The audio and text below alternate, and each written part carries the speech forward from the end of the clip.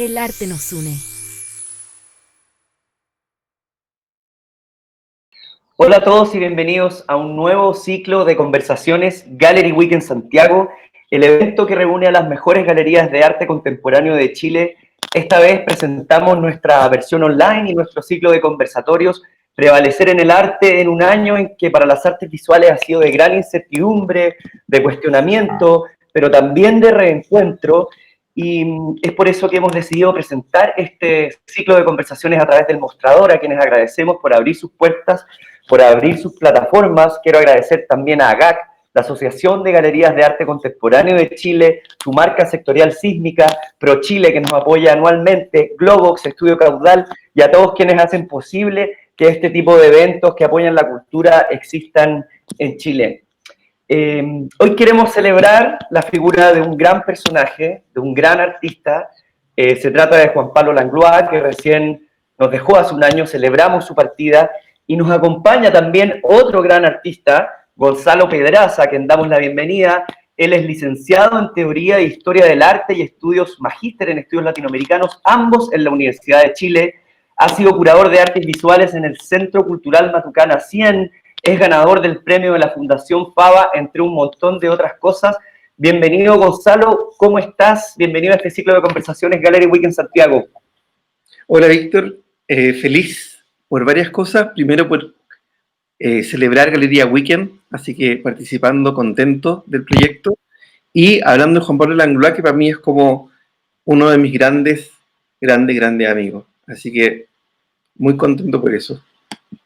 Así fue, tú trabajaste con él, yo planteé que quería celebrar la figura de Juan Pablo Langlois, y te digo celebrar porque Juan Pablo Langlois nos dejó un gran legado, ¿no? Un gran patrimonio que es digno de celebración, y me gustaría, Gonzalo, que partiéramos directamente hablando de su figura y que nos cuentes un poquito quién es Juan Pablo Langlois, para quienes lo conocen como personaje, su origen, un poquito su background. Buena pregunta. Hasta el final me pregunté quién era, porque siempre salía con cada cosa. Pero él básicamente es un artista visual, pero que no estudió arte. Él estudió arquitectura en la Universidad Católica de Valparaíso y tiene una formación bien lejana a las artes visuales, por un lado, y por otro, es un gran artista en el sentido que trabajó mucho en el arte, y que fue uno de los primeros que intervino el Museo Nacional de Bellas Artes, fue uno de los primeros que trabajó la instalación en Chile, cuando no se estaba haciendo, básicamente. Creo que él, junto a la Cecilia Vicuña, son las primeras instalaciones que pudimos ver en el ámbito chileno en la década de 1900, o sea, en los 60. En los 60 en el mundo el arte se reconvierte, y creo que Juan Pablo con la Cecilia Vicuña, para nombrarla a ella también, con su obra Otoño, creo que fueron los primeros grandes artistas contemporáneos que tuvimos. Creo que él inició el arte contemporáneo. Y cuéntame un poco los orígenes, porque Juan Pablo Langlois tiene algo muy interesante en su obra, que es la arquitectura, ¿no? Que se atraviesa todo su cuerpo de obra y todo su trabajo, y él estuvo como en la escena mítica de la Escuela de Arquitectura en Valparaíso. Cuéntanos un poquito de eso, como marca Sí, también la figura de él. Él venía de una familia bien tradicional, muy tradicional. Entonces él era como la oveja negra un poco, era como el loco de la familia, y él básicamente toma la opción de irse a Valparaíso a estudiar arquitectura, porque en ese contexto estaba la Escuela Valparaíso, donde ellos hacían experimentos súper interesantes en torno al movimiento, al cuerpo, y también a la construcción de cosas que son completamente inútiles, básicamente.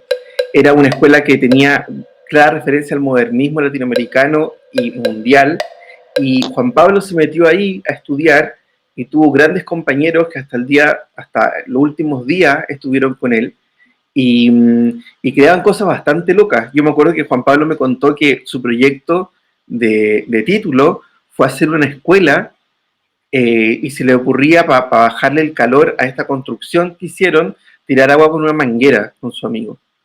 Entonces, decía que todo era como súper incoherente lo que iban haciendo, y eso le encantaba, esa incoherencia que tenía. Ahora, Juan Pablo estudió arquitectura, pero trabajó siempre en tráfico aéreo.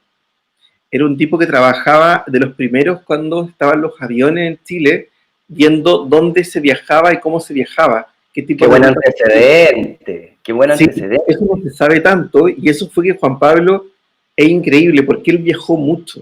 O sea, es un tipo que viajó por muchos lugares, conoció mucho, todo lo que estaba pasando en el mundo, y él me contaba que él fue testigo del arte minimalista y conceptual de Estados Unidos en los 60. Él vio los garages, cosas que nosotros vemos en los libros de historia del arte. Entonces, era un tipo muy conectado internacionalmente, a mi gusto. Mira, qué interesante conocer estos aspectos que un poco hilan como esta locura o esta incoherencia de Juan Pablo Langlois o esta irreverencia también que de la arquitectura lo hace pasar las artes. Y me gustaría que un poco nos explicara estas tres características claves en su obra que son el dibujo, el volumen, la escultura y el objeto, ¿no? ¿Cómo funciona, cómo operan esos tres características dentro de la obra de Juan Pablo? Él parte con eso, básicamente, con el volumen, la escultura y el dibujo, como tú bien lo dices. Son obras que él desarrolla entre la década del 60 hasta el 70, que son básicamente construcciones arquitectónicas que él dibuja como proyectos que nunca se pudieron hacer, básicamente, y desarrolló todo esto en una década, donde dibujaba sillones. Yo voy a hablar siempre como también desde el amigo, porque fuimos súper amigos, Juan Pablo, y, y él siempre me decía que él se consideraba un mal dibujante, y yo encuentro que no, porque si uno ve los dibujos de ese tiempo que él producía, que eran pequeñas cartulinas, que donde dibujaba cosas bastante surrealistas, por ejemplo, zapatitos solos en un espacio, o sillones, sillas, guantes. Yo creo que había todo un tema como onírico que aparecía en los dibujos de él, y estaban todos pintados con lápices, y eran bastante bellos esos dibujos, y que al mismo tiempo esos dibujos él también crea proyecciones de volumen en espacio. Se le ocurrían de todo, que era, por ejemplo, esferas gigantes metidas dentro de un espacio, esferas en el desierto que volaban, y eran puros proyectos truncos que él nunca los hizo. Se presentaron alguna vez como proyectos que no se hicieron, que fue bien bonito, en la Patricia Reddy, y, y claro, había también un tema con el objeto. Yo creo que por otro lado, Juan Pablo empieza en esa década del 60 a crear esculturas y objetos en tres dimensiones, pero lo que más le interesaba a él era crear cuerpos. Y ahí aparecen los primeros cuerpos que nosotros encontramos para la muestra, que era impresionante porque eran cuerpos hechos con una estructura de fierro y pegados con papel de diario con cola fría. Es como un proyecto súper barato. Él decía que hacía, en vez de arte pobre, hacía arte pobre, que era con lo que Claro, tuviera en la mano. derechamente Y pobre, simplemente. pobre, pobre, pobre. Y aparte encontramos las esculturas que eran, se la había prestado su amigo, en las casas los amigos de él, así que imagínate cómo las encontrábamos. Y los cuerpos estaban todos de color más amarillo, con pedazos menos, como que hubieran envejecido. Y tenían hasta un olor especial, porque el papel emana un olor especial, como a viejo. Y estos esculturas las encontramos y las tres las pusimos en la exhibición de Matucana 100, y fue bastante impactante. También vi unos registros de que él hacía plintos. En vez de hacer esculturas, lo que va arriba del plinto, él construía plintos e hizo una muestra solamente mostrando plintos. Entonces era un tipo bien, bien extraño, pero extraño para la época, para lo que se hacía, pero no para el mundo. O sea, yo creo que él siempre fue internacional. Él sabía lo que se hacía afuera, y en cierta medida era como un lenguaje que estaban todos trabajando, los minimalistas de afuera, sobre todo. Ya que estamos hablando de cuerpos, Gonzalo, hablemos derechamente de la irrupción de los cuerpos blandos. ¿Qué entendemos por esta irrupción? ¿Qué entendemos por cuerpos blandos en la obra de Juan Pablo Langlois? Es fundamental esa obra. Como te decía, es una obra que para mi gusto inaugura la noción de arte contemporáneo en Chile. Son Cuerpos Blandos, inaugura, y Otoño de la Cecilia Vicuña a mí también. Son obras bien parecidas. La Vicuña llena el Museo de Bellas Artes con hojas secas del parque, todo el hall central. Dicen que fue súper impactante ver todo eso así. Y es un trabajo también bien pobre porque es recolectar hojas y llenarlo en el museo. Y Juan Pablo armó ahí un vínculo bien fuerte con Nemesio Antunes, y se le ocurrió esta idea de llevar una bolsa de basura con papeles de diario dentro al museo. Él decía que fuera del museo era basura y dentro del museo era una instalación. Y eso era muy interesante. Armó cada bolsa, recortó una de sus partes, la que está cerrada, y la pegó con otra y empezó a rellenar con papeles y armó una especie como de serpiente gigante que se mueve por todo el Museo Nacional de Bellas Artes, sale por una ventana, se mete en los pasillos y la gente entraba y no lo podía creer. Claro. La obra hasta fue censurada en su momento. Fue Un grupo de censurada. señoras, que son las típicas señoras amigas pero enemigas de los museos. Y, y lo más increíble de esto es que la obra se llevó a bodega y a Juan Pablo se le ocurrió tomarle fotos y uno puede ver como toda esta acumulación junto con esculturas duras Claro. versus estos cuerpos blandos, Exacto. esculturas blandas que morían en algún momento. Oye, Gonzalo, también esta obra me imagino que fue tremendamente rupturista, ¿no? En una época en que las artes visuales eran bastante pretenciosas o había una visión súper eurocéntrica de lo que era el arte clásico, la escena parisina, la pintura más tradicional. Háblame un poco de esa característica contemporánea. Toda la razón, ahí listo en un buen punto, porque Juan Pablo siempre nos reíamos de esta cosa que los chilenos somos como la copia taiwanesa, el arte chileno de lo que se hace afuera.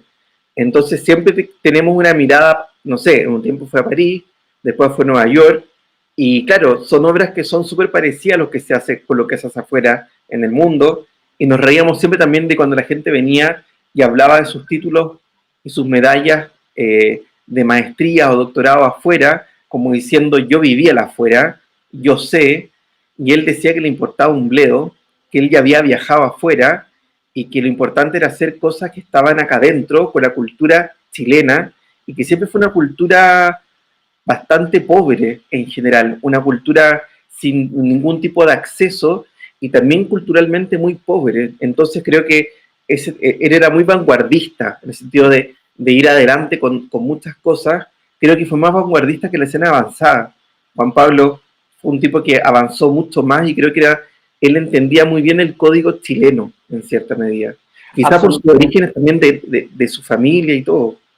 Absolutamente, y claro que hay un antes y un después, claro que al principio podría parecer como esto absurdo que decías tú, pero en el fondo nos estaba entregando una escena altamente contemporánea, altamente conceptual, y es interesante cuando dices que entendía lo chileno, lo nuestro, y ahí me gustaría llevarte un poco al trabajo disruptivo también que generó con el trabajo de las Mises, y la relación que hizo con el concepto de la Miss como un patrón de belleza y lo relacionó a nuestros pueblos originarios. Cuéntanos un poco de ese trabajo en particular. Eso es brillante, sí, sí, eso es súper interesante.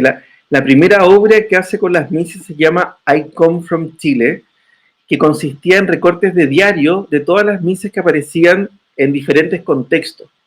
Entonces era la Miss Piscina, la Miss Regional, la Miss Ariqueña, la Miss no sé cuánto, y a todas las iba pegando como un collage gigante, entre medio unos retratos, y abajo unos ratoncitos que hacía con papel de diario, y hasta el último tiempo hizo esos ratoncitos, lo entretenía mucho hacerlo, y eran unos ratones hechos con papel de diario y con la fría, no tenía ninguna pretensión, y él decía que él encontraba como muy tierna esa noción de la Miss Piscina, de querer ser linda, de querer ser alguien más, de pertenecer a un canon de belleza que no se podía, pero yo creo que también le afectó mucho que en el 87 la Boloco ganó, si no me equivoco fue el 87, ¿no? Sí. El Miss Universo, y fue el primer cuerpo chileno que se gana un título mundial en esos términos, en cánones de belleza, porque siempre era chilena, era fea,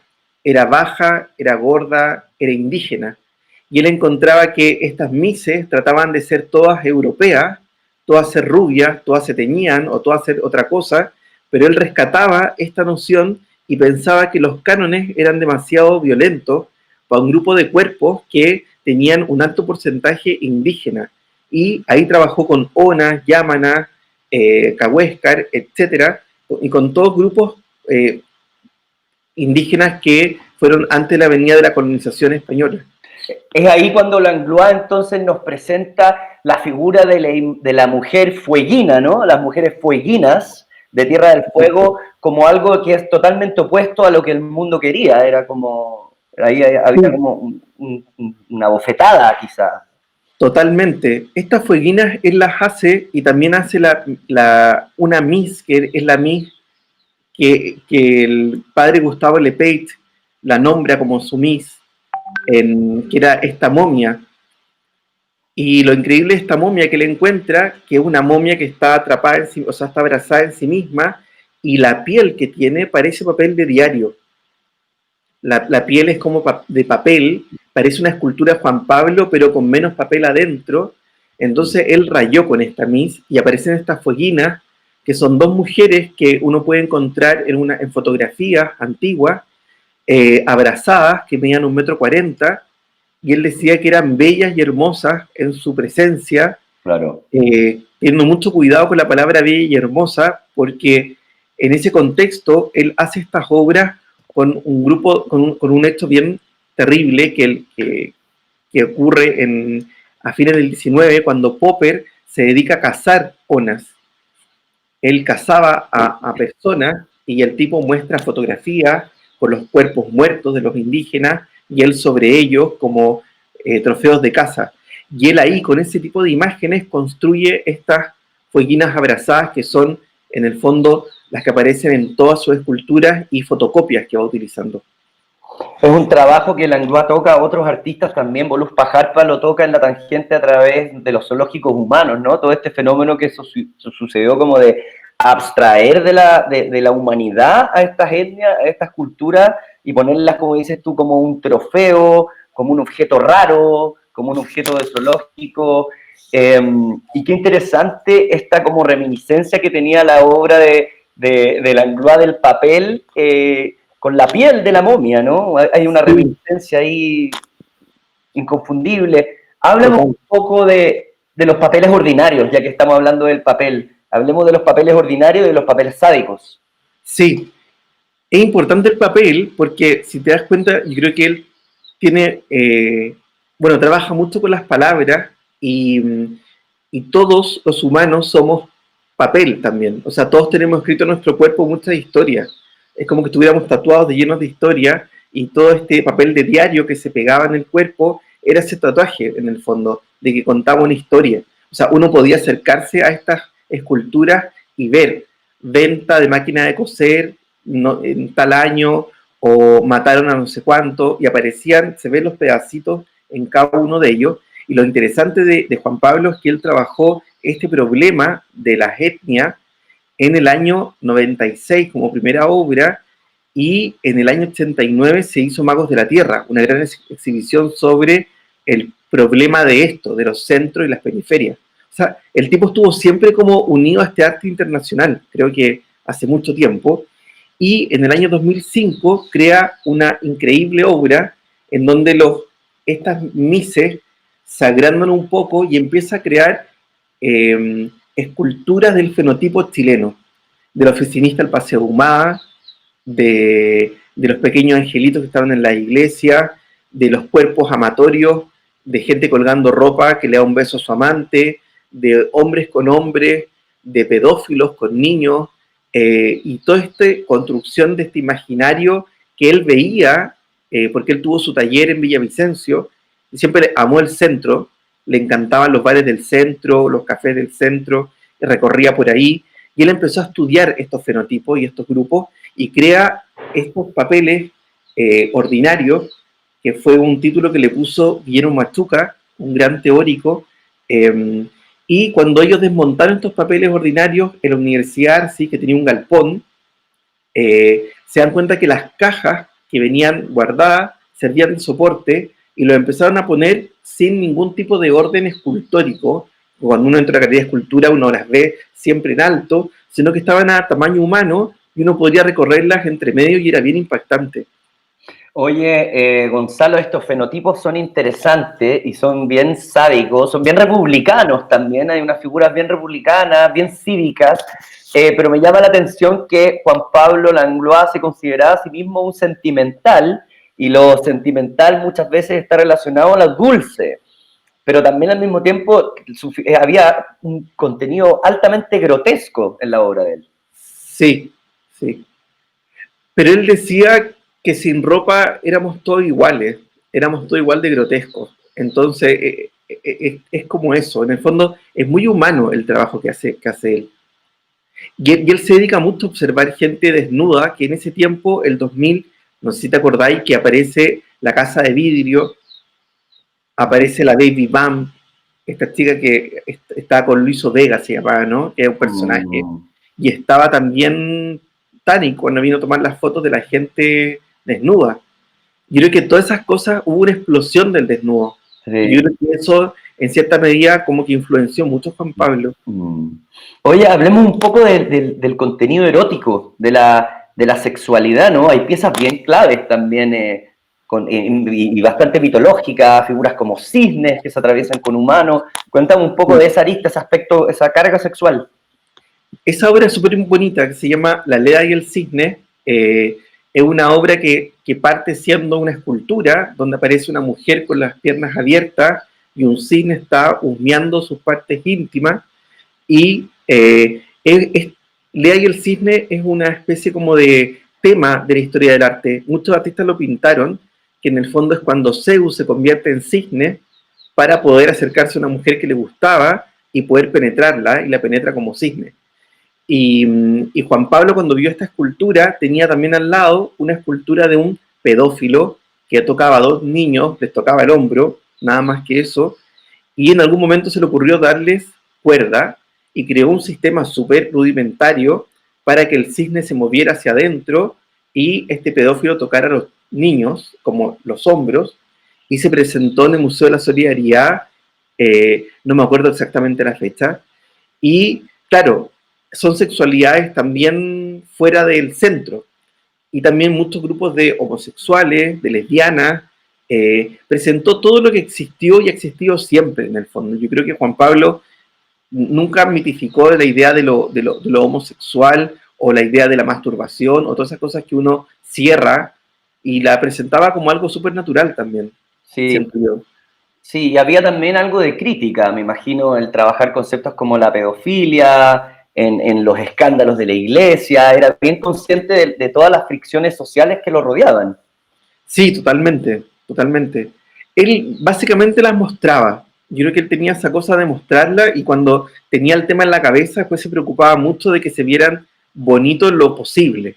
Porque las esculturas, claro, tienen algo de grotesco, pero son muy cercanas también, muy afectivas. No son esculturas duras de mármol gigantes que uno cuando va a los museos del mundo las tiene que mirar siempre en diagonal, como si fueran gigantes y altas, si te das cuenta. Acá son esculturas que están al tamaño de uno y al nivel de uno. Y él quería como acercarse a ese público.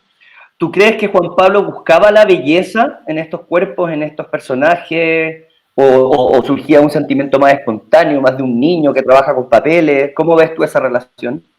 La belleza para Juan Pablo era bien, es un tema súper interesante porque hay mucha gente que lo acusa de feísmo, de que hacía obras que eran como feas en el fondo, pero él decía que lo bello era muy del paseo humano. Él encontraba bello los cafés con piernas, encontraba bello la gente que caminaba por ahí, encontraba bella la heterogeneidad de todo lo que sucedía en ese contexto. Entonces era un tipo que yo creo que corrió un poco el tema de la belleza hacia otros lugares que no se ven, a lugares no canónicos en el fondo. Sin duda. Oye, hablemos un poco del trabajo. Bueno, tú lo conoces personalmente, era amigo de él. Quería hacer un alcance, quería recordar un poco de la obra del Cisne. Yo tuve la suerte de verla en vivo en la casa, digo, de Irene Abojatum, que es la galería que lo representa, Galería AFA, que también es tu galería, una galería que también es parte del circuito de Galería Weekend Santiago, Gallery Weekend Santiago, para que la visiten. Galería AFA, y es bien potente lo que pasa con esa obra. Si uno no está preparado, hay gente que dice, pero esto es arte, no es arte, se generan un montón de cuestionamientos un poco irónicos que son muy interesantes, pero me gustaría ahora que profundizáramos un poco en las piezas clave de la retrospectiva, la cual tú curaste, que se hizo en Matucana 100, y nos cuentes un poquito cómo estructuraste esta visión y cuáles fueron esas piezas que marcaron la diferencia. Qué bueno que nombraste a Irene porque ella fue súper importante en todo esto. Ella fue la que nos presentó, básicamente, a mí y a Juan Pablo. y ahí nos hicimos amigos, en la casa de ella, en el fondo. Y nos juntábamos mucho también con Sergio Parra, y armamos un grupo muy chistoso, los cuatro bueno, los domingos, la Irene nos invitaba como a comer en la noche, y nos poníamos al día con todas las tonteras que pasaban en la semana, y nos reíamos mucho. O sea, Juan Pablo tiene un humor increíble, increíble, increíble. Y claro, La Leda y el Cisne es una obra clave dentro de lo que hace Juan Pablo, pero hay varias obras clave, porque Juan Pablo pensemos que trabaja desde el 60 hasta que se va. Entonces son Claro, como 6 décadas. Eh, yo creo que las obras más interesantes también está el colchón amatorio. No sé si te acordáis que era un colchón absolutamente. que colgaba, que lo tiene Pedro Monte en su colección, en donde él va anotando puras frases amorosas, puras frases de música cebolla, y decía que el amor era cebollento, si no era cebollento el amor no existía. Entonces le gustaba la cosa así a Juan Pablo en general. También tenemos el carnet sentimental, que era un carnet de él, estaba tachado y estaba metido una cúpula de vidrio, y en esta cúpula crecía una planta y estaba sobre un trupán que armaba una pirámide. Eh, Obras importantes que también hizo son las mises que nombramos, una de las más interesantes, que es la que está en el Mavi, en la colección de ellos, que son estas mises abrazadas, con todas las fotos de Popper que aparecen atrás, las que hablamos, y con ratoncitos pequeños que inundan todo, una obra gigante y es preciosa, a mi Mm, gusto. mm. Y están, bueno, el pueblo ordinario y los papeles sádicos también. Oye, Gonzalo, quiero recordarle un poco a la gente una anécdota, que la obra del colchón, la que tú recién mencionabas, fue un colchón en el que él efectivamente durmió. Él Sí, durmió en ese colchón después de su separación, o sea, tenía una carga triplemente sentimental. Las frases que él sentía, y en alguna entrevista leí que fue una manera de sacar todo eso que él estaba sintiendo y plasmarlo en este colchón, que era algo que hacía mucho Juan Pablo Langlois, sacaba las cosas de su sistema. Había algo muy, si bien era un observador, había un contenido altamente personal. sí, yo creo que Juan Pablo siempre decía que la biografía era fundamental en la obra. Y en este colchón, claro, aparece como absorbe su separación, pero también su aventura amorosa con otras chicas. Entonces, que le escribía poemas ahí, y era muy enamorado también. Él se enamoraba siempre, hasta siempre se enamoraba. Entonces yo me juntaba con él, no sé, mucho tiempo a almorzar, almorzamos casi todos los días, yo cruzaba su casa y ahí me contaba sus amores, su idea. Era un personaje bien divertido también, muy simpático, y muy cariñoso, muy amoroso. Yo creo que tenía muchas cosas buenas que muy pocos artistas, yo creo que de su generación uno puede hablar así. Y por eso creo que hay mucha gente joven que lo seguía harto a Juan Pablo. Era como un referente muy grande para la gente joven en general. Generoso en sus ideas, muy generoso en sus ideas sin duda, generoso contigo, veo con el cariño que te refieres a él, el trato, el misticismo que tienen que haber generado. ¿Qué opinaba Juan Pablo? ¿Alcanzó a vivir una colita del estallido social, de este despertar un poco de una sociedad cansada? ¿Cómo veía él lo que estaba sucediendo ahora? ¿Pudieron compartir, pudieron reflexionar al respecto? Fue poco, porque fue en la clínica, básicamente, todo el tema del estallido. Entonces uno tenía que ir a la clínica y meterse entre medio a todos lados, fue en la católica, y mientras estábamos con él se escuchaba todo afuera, y yo pensaba, Juan Pablo hasta para esto hace escándalo, así, hasta para estar en la clínica tiene que pasar este tipo de cosas. Pero él siempre me decía que le gustaba el caos, consideraba que lo caótico era la única manera de poder ordenar las cosas. Claro, la fricción es crecimiento, la fricción es cambio. Sí. Oye, era un enamorado entonces, era un apasionado, era un poeta. Y ¿qué le daba miedo? ¿Tenía temores, tenía tormento? ¿Cuál era como esa búsqueda más oscura, o los aspectos más oscuros que podríamos profundizar en su obra, que tú podrías identificar? Miedos, no, no sé. Él era muy cercano a sus hijos en el último tiempo. Él tiene 5 hijos, y hay unas que, bueno, hay de 2 matrimonios, hay 2 hijas que son muy de la edad de nosotros, yo creo, y otros que son más grandes, Pablo, que es artista, eh, yo creo que él tenía un temor siempre y una preocupación constante por su familia en general. Siempre yo creo que lo sentí muy, muy preocupado de eso. Era su primer como leitmotiv. Y lo demás era un personaje que yo me reía mucho con él. O sea, éramos muy cómplices y siempre nos juntábamos a reírnos de todo y aparte imitábamos a todo el mundo. Entonces era un personaje muy, muy, muy simpático. O sea, no, los míos ya como a esa edad, ya no, yo quizás no los viví porque lo conocí más grande. La gente más grande o se enloqueció de miedo o ya le dio lo mismo. Juan Pablo todo le da lo mismo. Y siempre decía, me da lo mismo. Ya lo mismo. Sí, siempre decía eso, que todo le da lo mismo. Respecto al reconocimiento que tuvo en vida como artista, porque generalmente siempre existe esa dicotomía, ¿no? Ese desfase de que a los artistas se les reconoce una vez que nos dejan. ¿Tú sientes que en vida él tuvo ese reconocimiento necesario? Y si no lo fue así, ¿qué pasa ahora con la obra de Langlois? ¿Es una obra que sigue creciendo? ¿Es una obra que va a tener larga vida? ¿Cómo lo ves tú eso? Qué buena pregunta. Yo creo que él no tuvo el reconocimiento que merecía. Era, y era muy raro. Y yo creo que ahí la Irene, junto a la Elodie, como Galería AFA, desarrollaron mucho la obra de Juan Pablo. Crearon una publicación también sobre él, una publicación preciosa sobre su trabajo. También creo que Sergio Parra fue un personaje que apoyó mucho a Juan Pablo y también muy amigo de él hasta las últimas. Y creo que fueron pocas personas los que lo reconocieron de verlo. Yo me acuerdo que para el tema de la retrospectiva, cuando empezamos a hacerla, dos artistas famosillos de la escena, uno me dijo que encontraba a Juan Pablo Naif como un artista muy primitivo. Naif, digamos, naif significa inocente. La gente que no es como inocentón. Inocentón. Claro, porque él era un conceptual que pensaba mucho. Y otro me decía que no, que era como romper el mito hacer esta muestra. Y a mí me pasa que en otros contextos, no sé, si fuera el contexto americano o europeo, un artista así, la gente le celebra todo. Y hasta Argentina, podríamos decir también. Son reconocidos, son respetados y mientras más cosas se hagan alrededor de él, es mucho mejor. Creo que él pasó y creo que él tiene un futuro, Juan Pablo, a mi gusto. Un futuro bien grande en términos de su obra.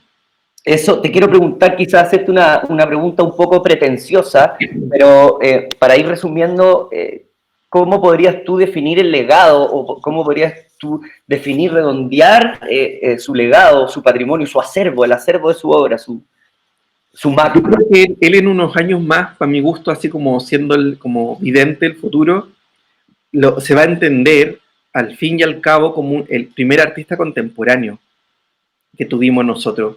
Junto a la Cecilia Vicuña, que yo creo que ella sí está siendo reconocida y sí se está haciendo justicia con ella y su figura.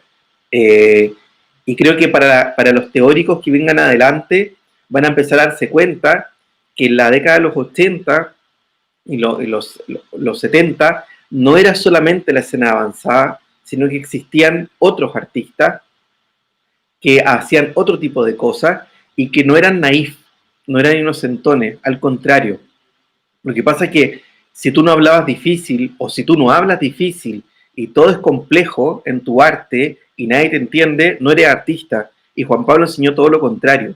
Hay que ser simple, hay que fijarse en lo mínimo y a partir de eso crear una gran obra. Y yo creo que para el futuro de muchas generaciones, Juan Pablo va a ser un gran referente, yo estoy segurísimo.